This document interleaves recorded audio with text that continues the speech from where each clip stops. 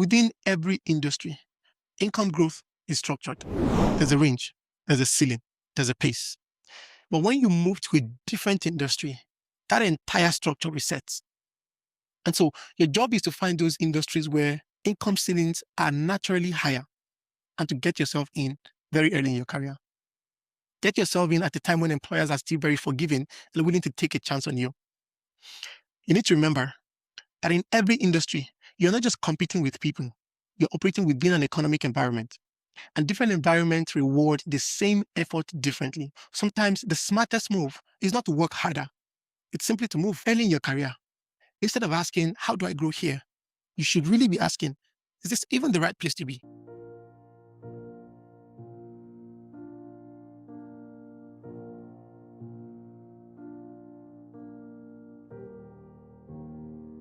If you are a recent college graduate, then you have 1 year from the date of your graduation to radically change the course of your career. 1 year, that's all you get.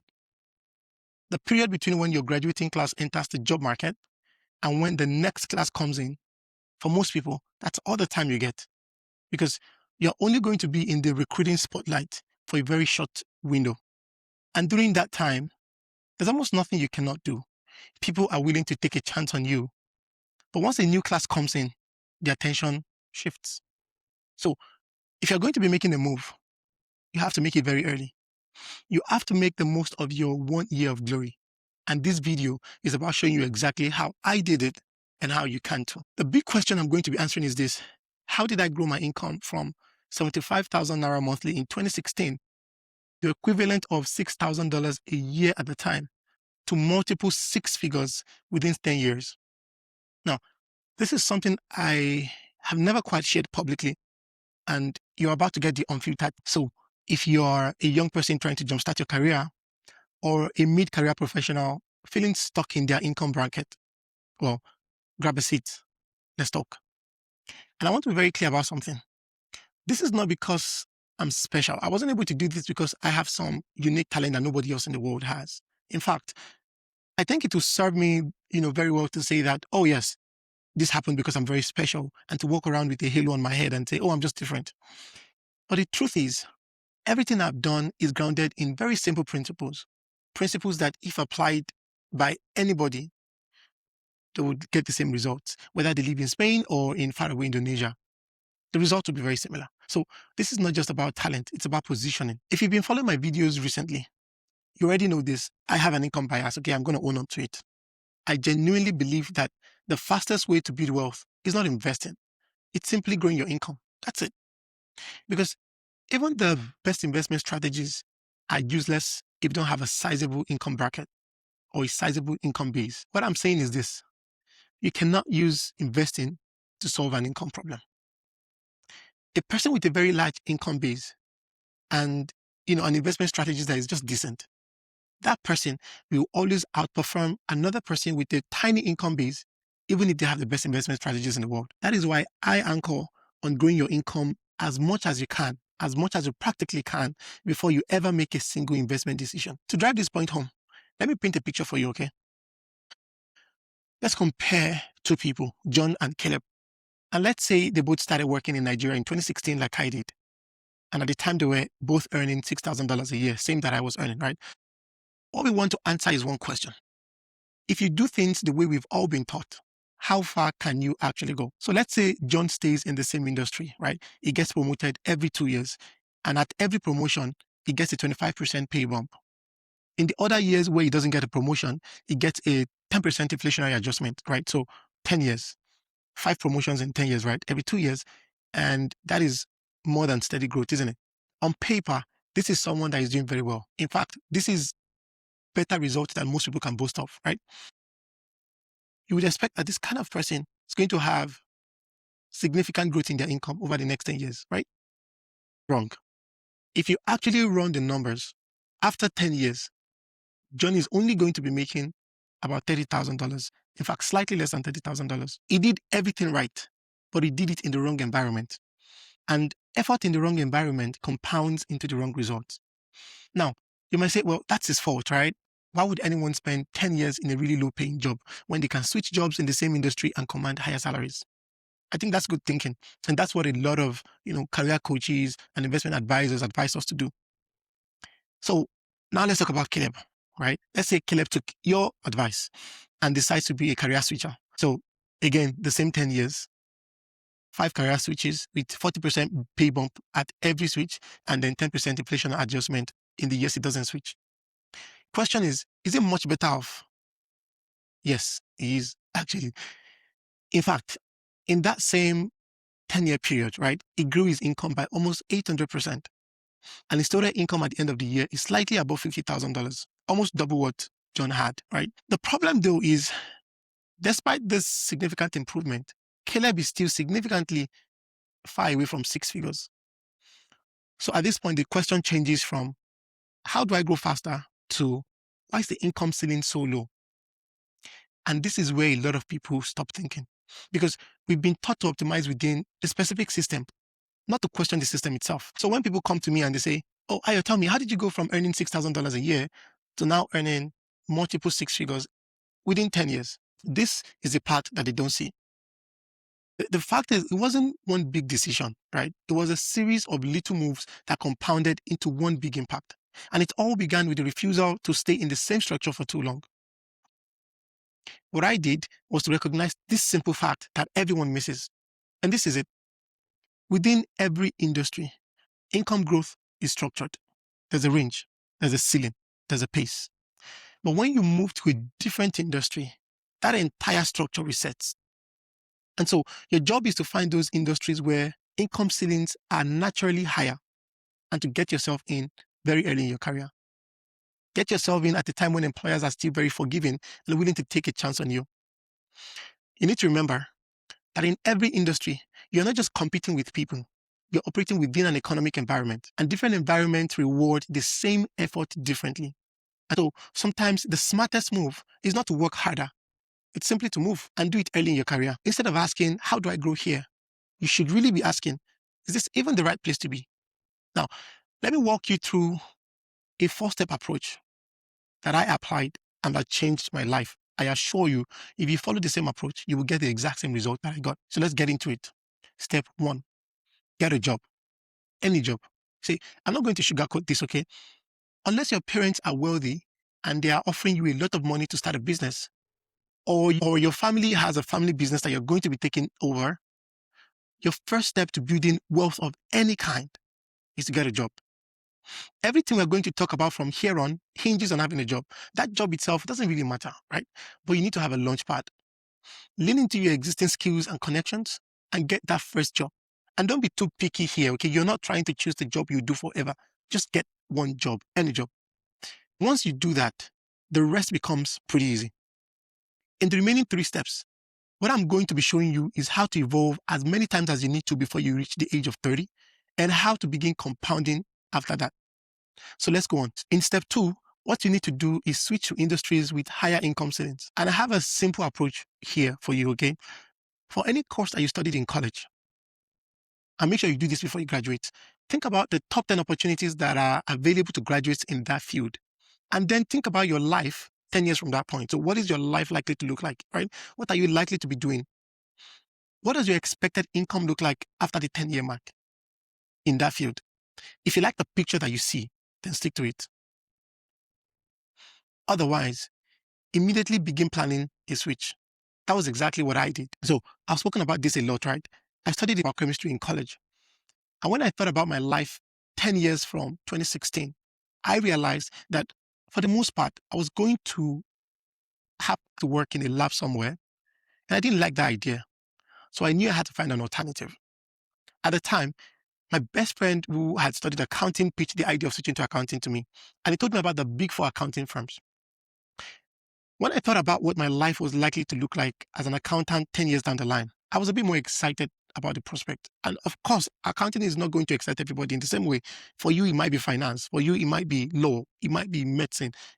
It might be anything. It might be engineering, AI engineering or something, or prompt engineering or something. So it doesn't have to be exactly the same thing. I'm just saying, for me, at the time, accounting was the alternative.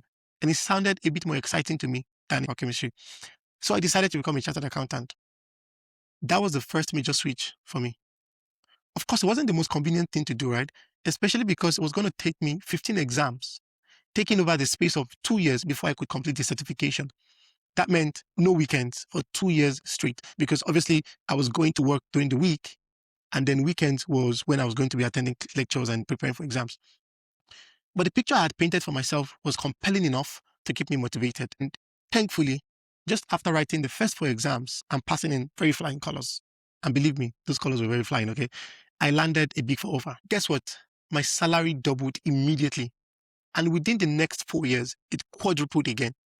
Why? I did the exact same thing that everyone does, but within a different industry, within an industry with a higher income ceiling. That was what changed.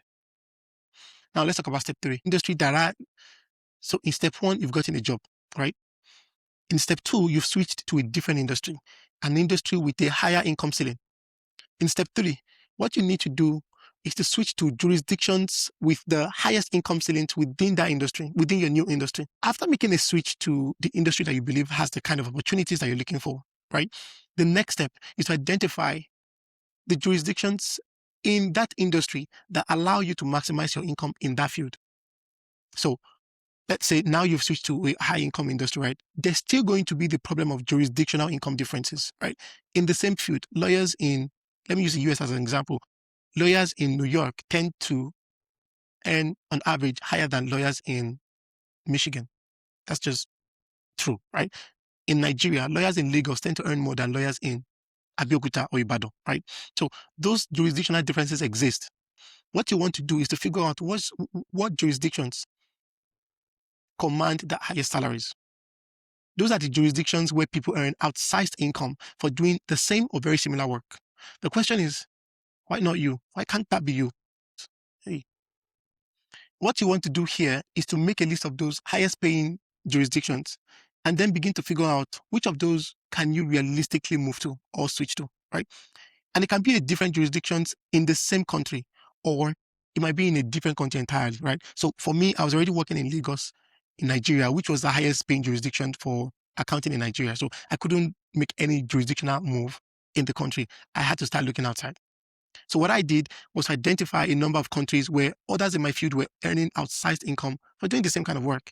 And on my list, I had the US, the UK, I had Canada, I had some other Western countries. I also had South Africa and a couple of Asian countries.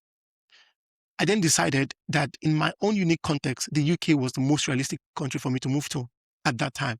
Now, for a number of reasons, right? One, my chartered accountancy certification was recognized and accepted by British firms in my field. And two, those British firms were actively recruiting from Nigeria at the time. So it just made sense, right? So that's what I did. I made the move and moved to the London office of another Big Four firm. Now, guess what happened to my income? A crazy sporadic growth. And I hadn't even done anything particularly drastic.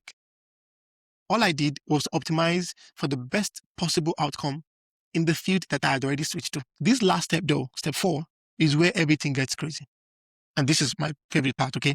This is where compounding happens. So let's talk about it.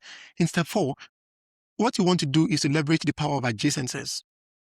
And you will leverage that power to compound viciously. This is my personal principle. Once you begin to get close to the age of 30, right, you would naturally, I think, begin to feel yourself seeking some form of stability and certainty. That is your body telling you that it's time to start compounding. But just before you do that, you need to make one final bold investment in yourself. Just before you start investing in stocks and buying a home or whatever, you need to make that final, very bold investment in yourself. It could be getting a CFA if you're a finance professional, or completing your actuarial exams if you're an actuary or starting to become one. Or in my case, you could be getting an MBA if you're a business professional. That final move will usually be both time and cost intensive. But I can assure you, your career will be grateful for it in the future. So for me, that was what I did. I took all the money I had made in my previous employment up to that point, and instead of investing it in buying a house or the stock market, I invested it into myself and moved to the US for business school. At the time, it was the most expensive decision I'd ever made in my life. I mean, if you're familiar with business schools or MBAs in the US, you would know that on an average, MBAs in a top tier US business school will cost around $250,000 for the 2 years. So it was a very expensive move. It took a combination of scholarships, my savings and loans to get it done. And by the way, if you're curious about the MBA, I have several videos and snippets addressing how to choose and how to apply to business schools, how to get funding, how to get your visa. Every question that you can have about the MBA has been answered on my channel. So I'll leave a link in the description and make sure you check that out. But that for me was the real needle mover. After this, my income stopped growing. It jumped, literally jumped. Now, when I look back at everything, it doesn't feel like I did anything extraordinary at any point in time. What I did was that at every point in time, I made a sequence of decisions. And each of those decisions didn't just increase my income. It increased the rate at which my income could grow. And that is the priority. You're not really solving for a high income. You're solving for the capacity to make a high income. You're solving for a high income ceiling. Because if you're in an industry where the income ceiling is, say, $50,000, even if you're making that $50,000, it's not a lot of money because you're never going to grow.